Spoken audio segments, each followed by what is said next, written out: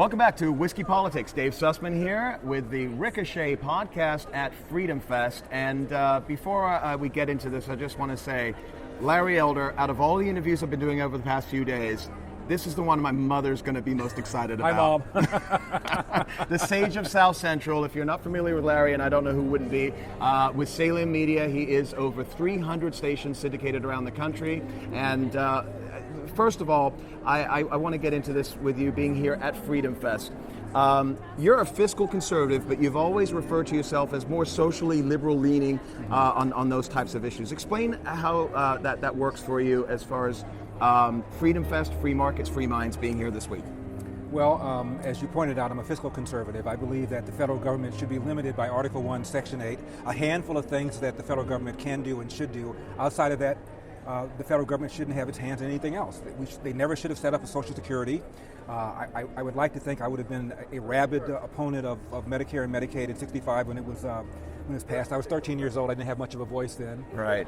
And those are the three major entitlements that are driving the debt and the deficit. So I believe that we made a huge mistake at several points throughout our history. After the ink was dry, when the Constitution was written, we haven't followed it. I remember reading that James Madison, the father of the Constitution, was ticked off because shortly after the document was ratified, Congress granted some money for charity. And he said, I don't find anything in here that I wrote that it gives you the authority to do that. But they've been doing it ever since then. On the social side, again, I believe that things like marriage, things like doctor-assisted suicide, things like drugs, all these kinds of things should be fought, if they're going to be fought, at the state level. And the federal government should be out of it. So a state wants to recognize same-sex marriage, that state's right. If one state doesn't, that state's right. That's the whole concept of federalism. Right, 10th Amendment. Yeah, and that's what and the 9th Amendment, 10th Amendment. So yeah, that's how I feel. Yeah, okay. Which is really interesting because we're here obviously at a libertarian-leaning convention, and libertarianism, per se, if you will, would be about smaller government out of my pocketbook and my bedroom. That's right. Right? Mm-hmm. So we're seeing a lot of that cultural issue, social issue. We've had this on Ricochet. I mean, during the same-sex marriage debate, it got ugly. Mm-hmm. It got really ugly. So it's interesting to hear your perspective on things. Now, getting now more into current issues of what's happening right now. I've seen you speak several times. We spoke briefly here at last Freedom Fest. Since last Freedom Fest, we now have a new president. And first of all, thoughts on Donald Trump the first 6 months? They've been fascinating to watch the first 6 months. Whatever you say about Donald Trump, however many mistakes he's made, however many missteps he's made, he's not Hillary. And we're not talking about single payer. We're not talking about porous borders. We have a Neil Gorsuch on the Supreme Court as opposed to another Ruth Bader Ginsburg. So for all the slights and slings he's taken, I think we have to recognize and appreciate the fact that he's not Hillary.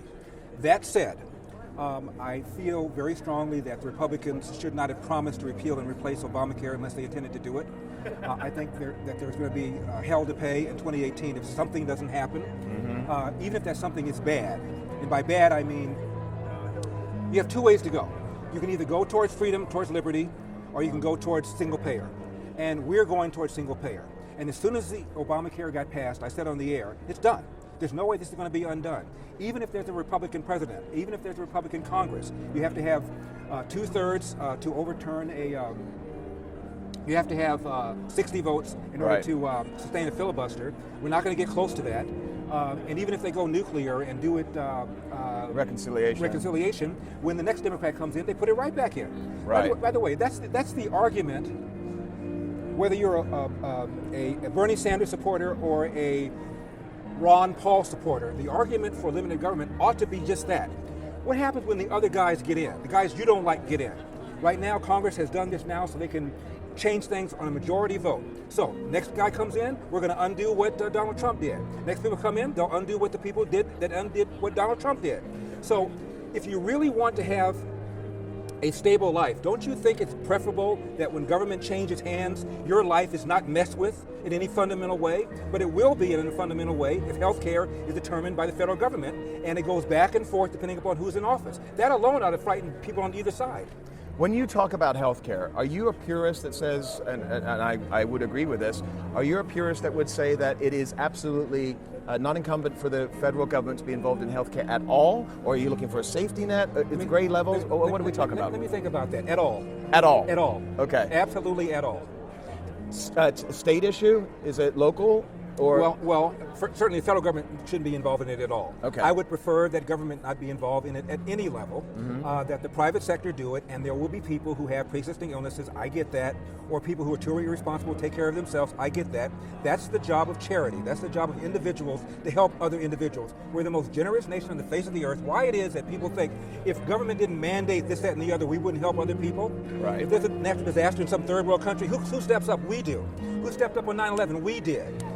We're the most generous nation. We forgive more debt. We give more money. We're the biggest contributor to the World Health Organization, biggest contributor to the World Bank, to the International Monetary Fund, Right. and that's just private charity, public charity rather. We also have a lot of private charity. You add it all up, we are far more generous than the French and the Germans and the Japanese by far. And if the government weren't involved in the so-called social safety net, we'd step up and we would do it. Right. So you're also taking a look back at the last 6 months and you're saying, okay, and I heard you say this at the Reagan Library with Hugh Hewitt and Ben Shapiro a couple months ago, and you said, he isn't Hillary. Right. This is the great thing, and it is what you just repeated right here as well. But let's talk a little bit more about some of the issues that the media seem to be extremely just lasered in and focused on, especially the leftist media, and we're talking about collusion with Russia and this and that. First I want your focus on that, but then also your comparative to say, hey, what about Ted Kennedy? What about and Chinagate, right? In particular. Yeah, so what of that? Well, first of all, I think I've never seen a scandal go this far with this thin a basis. I've never seen anything like it. Right. I'm not even sure what the underlying crime is, and I know that you don't have to commit a crime to be impeached. But generally speaking, when there's been an impeachment inquiry, it's been because the president's been perceived as having committed a crime. In the case of Bill Clinton, he perjured himself. In the case of Richard Nixon, he's suborned perjury. In the case of Andrew Johnson, he violated a law that was passed, arguably a law that was not legal, but it was a law that said you can't fire any one of Abraham Lincoln's cabinet members, and he did. And he got him. There was an impeachment inquiry. He was impeached. He wasn't thrown out of office, but he was impeached for that. So there's an underlying violation. I don't know what the collusion violation is. Right. If I'm running for office, I get a phone call from somebody that seems relatively credible, got dirt on my opponent, I take the meeting. Right. And I certainly think Hillary and Bill take the meeting. Are you kidding me? Now, what about Chinagate? Chinagate involved Asian businessmen who were giving money to the DNC illegally. Oops, the DNC said they didn't know it came from any of these Chinese interests.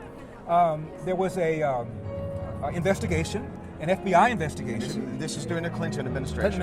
Yes. FBI investigation, and the head of the FBI, Louis Freeh, told the AG, Janet Reno, if there is any reason for a special counsel, it is now. Right. There was a successor, a guy named Charles Bellow, who also conducted an investigation. He reached the same conclusion. If there's any reason for a special counsel, it is now. She didn't do it. Now we have a special counsel for reasons that are far thinner than those, in my opinion. So the outrage is not, the answer is not to say, well, these guys did it too. However, if in fact you really are concerned and you really believe this rises to the level of an impeachable offense, why didn't you feel that way about Hillary? Where were you? Where were you when the Ukrainians met with members of the Hillary team at the Ukrainian embassy? Uranium One. Right. And also this whole thing about Donald Trump being too cozy with Putin. Let's remember, George W. Bush negotiated a missile defense treaty with Poland and the Czech Republic. One of the first things Obama did was to renege on that deal because the Russians didn't like it. He wanted the Russians' support in dealing with Iran. The Poles and the Czechs were pissed off. They were furious. And of course, Obama said to Medvedev and the hot might, once I get reelected, I have more flexibility. He had Hillary push the reset button because he thought George W. Bush was a warmonger. So if anybody has any blood on his hands in terms of coziness with Putin, it's Obama. But he's getting a pass. This is the media double standard that pisses me off and pisses conservatives off. And that's why people circle the wagons around Donald Trump, no matter what the new revelation is, and say we don't care because you guys didn't care about Chinagate. You didn't care about what Ted Kennedy did. I know we didn't know what he did, but after it was revealed, you didn't write about it. Right. You would have thought people would have written about it. They went, shh, like it never happened. So this is the kind of our guys are okay, your guys are evil, that just strikes me as fundamentally rotten, and we're going to fight back. And this president fights back. You refer to the comparisons of all the things that happened with the Clinton administration and the Obama administration and so forth, and it is, a lot of people will say, well, that's just whataboutism. Okay, come on, Larry. There is obviously so much smoke here, and I call it double standardism and selective outrageism. That's what I call it. Right. Now, if it really is an offense, why wasn't this one an offense? Maybe neither one was. I don't know. You tell me. How much of a role does the media play in perception on that? Massive. Nate Silver, who's nobody's conservative, said only 7% of reporters self-describe as Republican. 7%. 93% of them describe themselves as something other than Republican. Is the poll, 538? Yeah. Okay. Nate Silver, 538. I don't know if it's a 538 poll, but he said it. So okay. He was quoting some polls. So. Right. But I've also seen numbers like that elsewhere. I don't think it's any surprise. Of the financial contributions that reporters gave in 2016, 2016, 90% of it went to Hillary. Look, the New York Times editorialized in favor of Hillary. All the major newspapers editorialized in favor of Hillary. The Washington Post has, the LA Times did, the Chicago Tribune even did. And that's a Republican newspaper. They editorialized, by the way, twice in favor of Obama. The first time they ever editorialized in favor of a Republican president. And this guy was hometown boy. Agreed, but he's the most left-wing president we've ever had. Right. And so if this is a Republican newspaper, even if he's your hometown boy, he's so left-wing. How can you do that? But they did it anyway. Right. Wanted to ask you if you could share a story that you shared with the Reagan Library audience a couple of months ago regarding your father. And it touched me. So can I just let you go with it? I appreciate it, Dave, because I wrote a book about it called, yes, you did. Called Dear Father, Dear Son, 2 Lives, 8 Hours. And it's about the fact that my dad and I had a fight when I was 15 years old. Looking back at it, relatively trivial. But I was prideful, so was my dad, and we didn't speak to each other for 10 years. I couldn't stand my dad growing up. I have 2 brothers. We felt the same way. So I felt that my attitude towards my father was validated by the way my brothers felt, too. None of us liked him. When we walk in the house, we just kind of got away with from the guy. So he starts a small cafe. Unfortunately, we all have to work for him. Right. And my dad would get mad and yell at me in front of people, and it was embarrassing. So I told myself, next time he yells at me, I'm leaving, walking out. I wish I could say to you, I told myself the next time my dad yells at me, I was going to come up to him and say, we're going to have a mano-a-mano conversation about this. But I was afraid of my father. So he yelled at me, I walked out. My dad was furious. He came home. He asked me why I walked out. I said, well, I got tired of the way you spoke to me. He paid me $10 a day plus tips. He had the $10, he balled it up, he threw it at me as I was laying on my bed. He walked out of my bedroom. My dad and I did not speak to each other for 10 years. And it was easy to avoid because I graduated from high school, went to college on the East Coast, went to law school in the Midwest. So whenever I'd come home to visit my parents, I would just avoid the SOB. Right. So now I'm 25 years old, living in Ohio, even though I'm from LA, and I'm having difficulty sleeping. And I began thinking about my father. And I wasn't quite sure why. I knew we would never be friends, but I figured it was because there was some sort of unresolved issue with him. So I called my secretary, said cancel all my appointments. I hopped on a plane, I flew to LA, didn't tell my parents I was coming, because I didn't want my dad to prepare for this. So I walked into the cafe at 1:30, we closed at 2:30. He was surprised to see me. I said, I want to talk to you. He said, so I put your bags in the back? I said, no, Dad, I'm only going to be here for 5 or 10 minutes, and then I'm going to leave. I figured I was going to tell him off. He's going to tell me that I was an ungrateful son. It would take about 5 or 10 minutes, out the door. My dad sat down, and I told myself before he sat down, don't list everything he's ever said to you, everything he's ever done to you, just a handful, give him an idea of how you feel, and let's call it a day. So my dad sat down, and I told him everything he ever did to me, everything he ever said to me, and you see how I can go. So I spoke nonstop for almost 25 minutes. Everything he ever said, everything he ever did, every slight. And finally I ran out of ammo, and my dad looked up, and he said, is that it? I said, yeah. He said, you didn't speak to me for 10 years for that? And I said, well, yeah. And my dad said, let me tell you about my father. My dad never spoke about his father. I mean, I knew that my dad was an only child, and I knew that whoever my father was not in his life, but he never spoke about it. And my dad said, your name Elder? It's not my last name. It is the name of the man who was in my life the longest. He was an alcoholic who physically abused my mother and abused me when I was trying to stop him. My mother was illiterate, my dad said, and she was irresponsible, and we would duck out in the middle of the night, skip out on the rent and move here and here and here. And my dad had a series of boyfriends. One of them was a man. When I came home when I was 13 years old, he and I started quarreling. She sided with the boyfriend and threw me out of the house, never to return. A 13-year-old black boy, Jim Crow South, Athens, Georgia, at the beginning of the Great Depression. Now, I don't know anybody who's had a hand dealt like that in this country. And my dad literally walked down the road and tried to get any work he could. Ultimately, he became a Pullman porter on the trains and traveled all over the country and came out to California, where I was born. And he felt it was sunnier and people were less racist. And maybe someday I'll relocate out here. World War II breaks out, my dad joins the Marines. My dad was a Montford Point Marine. These were the first black Marines. There were 20,000 of them. And Congress about 5 years ago or so gave them a Congressional Gold Medal. My dad got his posthumously. And my dad was a master sergeant, a staff sergeant, and became a cook in charge of cooking facilities. So as a cook, he goes back to Chattanooga where he met and married my mom, and he wanted to get him a job as a cook. He went to restaurant, and they said, we don't hire niggers. My dad went to an unemployment office in Chattanooga, and the lady said, you went through the wrong door. He goes to the hall, seats colored only, goes to that door, to the very same lady. My dad said, this is BS. I'm going to LA. I'll send for you, Mom. He comes to California, restaurant to restaurant. I'm sorry, you have no references. 1945. My dad said, I'll work for free, just give me a reference. Wouldn't do that. That was California's way of saying the same thing, they just were more polite about it. This time, just one unemployment office. My dad took the first job, a job cleaning toilets at Nabisco brand breads, took a second job cleaning toilets at Barbara Ann Bread, cooked for a family on the weekends, went to night school about 2 or 3 nights a week to get his GED, and then to take chef training and additional education.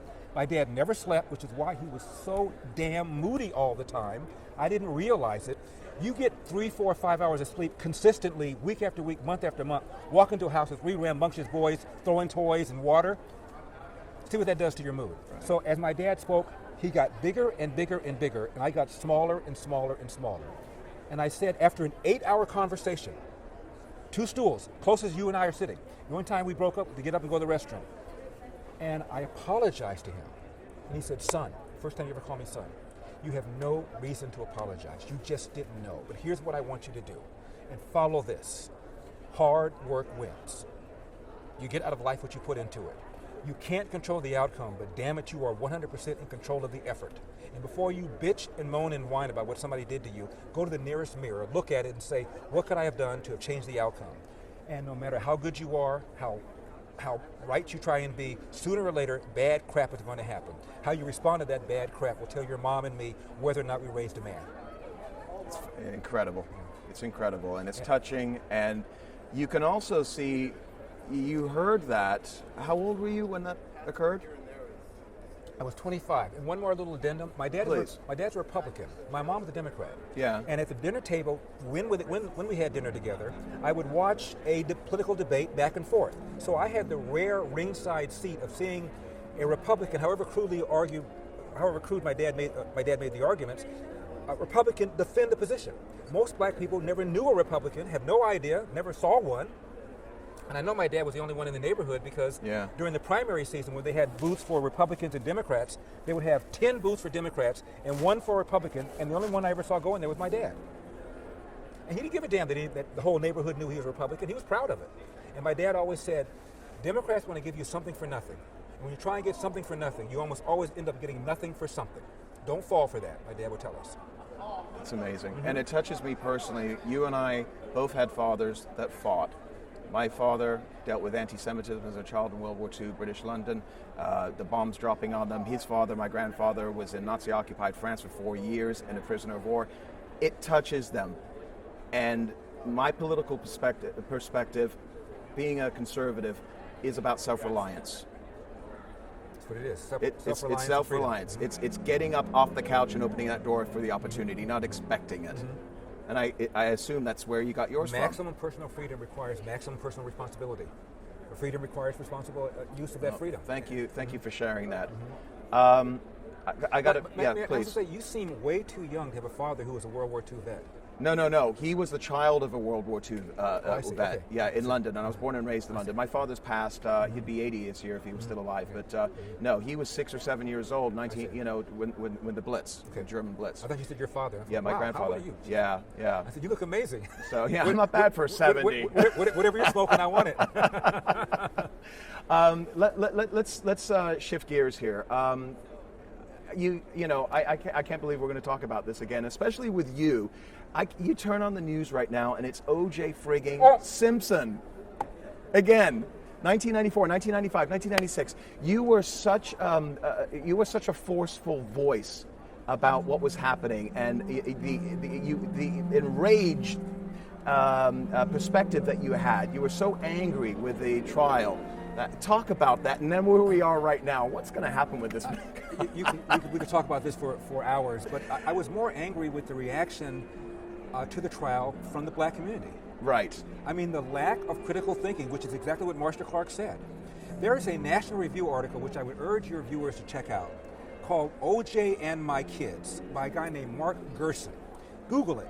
And it's an article written during the O.J. Simpson case by a high school teacher from New Jersey whose kids were almost all black. And out of the 110, one or two possibly thought O.J. might have done it. All the rest were convinced that O.J. was not only not guilty in the sense that the state was not making its case, but that he didn't do it. Right. And one theorized that Cato Kalin did it. One thought A.C. Callins did it. One thought, I'm not making this up, the dog did it. These are high school students, and they're not joking. The dog. Nobody had any sympathy for Nicole, especially the black girls. They thought she was a vicious, evil woman for having stolen O.J. from his first black wife. I mean, it was madness. And this kind of unwillingness to connect the dots, all because you're angry at the white man, because you got pulled over one time and had a bad experience, so therefore you want revenge? Because that's what it was. Right. Privately? You put somebody in a room privately, like I did Leo Terrell one time? Leo Terrell was probably the biggest loudmouth defending O.J. Simpson around the world. And I remember that, by the way. That was profound. When the trial was over, yeah. He kept saying O.J. was innocent. Not just that they were going to find him like innocent. Leo and I went to dinner. He invited. He paid.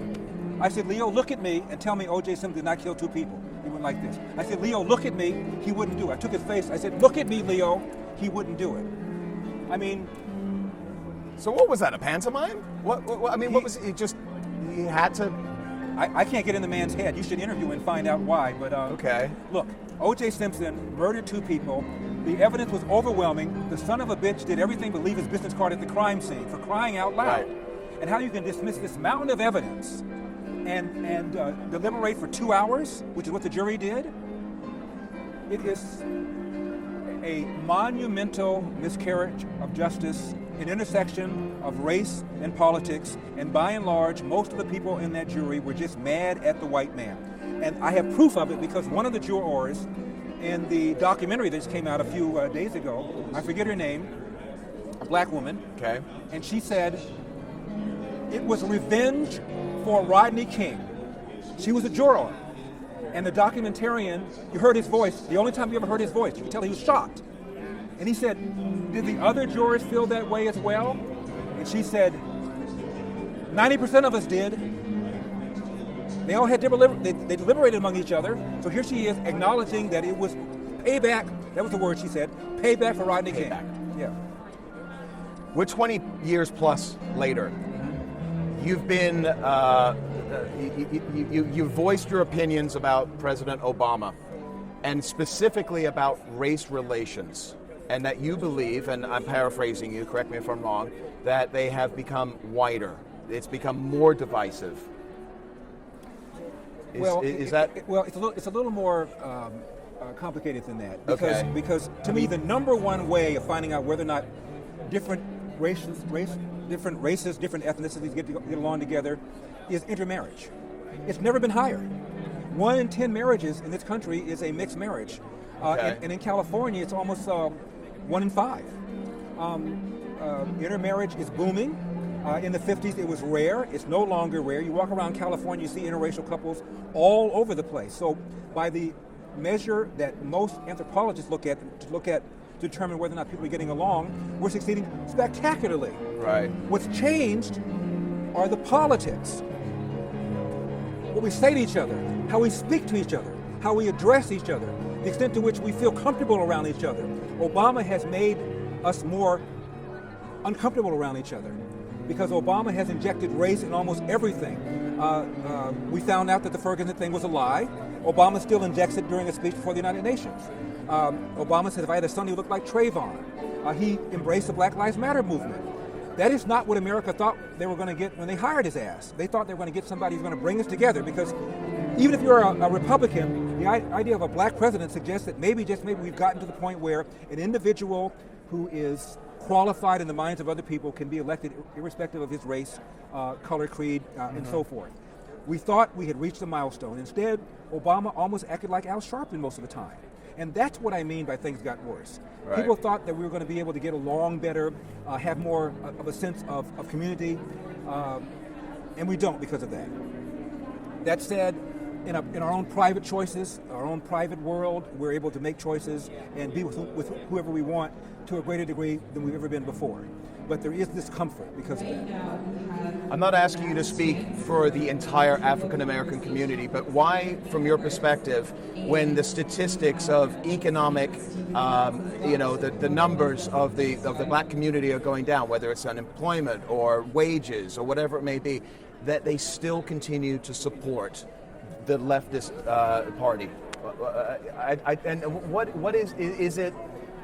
I had Dinesh D'Souza here. Mm-hmm. Okay, we sat down and we talked about some of the same thing. He talked about the history, right? And the Dixiecrats and everything else that goes back to that. Do you see a change happening? Also, the numbers with Donald Trump increased in the black community as far as the people that voted for him. Obviously, it's still like ridiculously low, like 8 or 9%, but it's still better than what Mitt Romney did.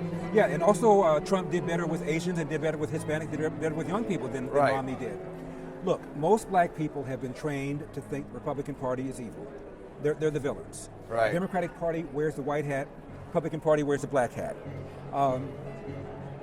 And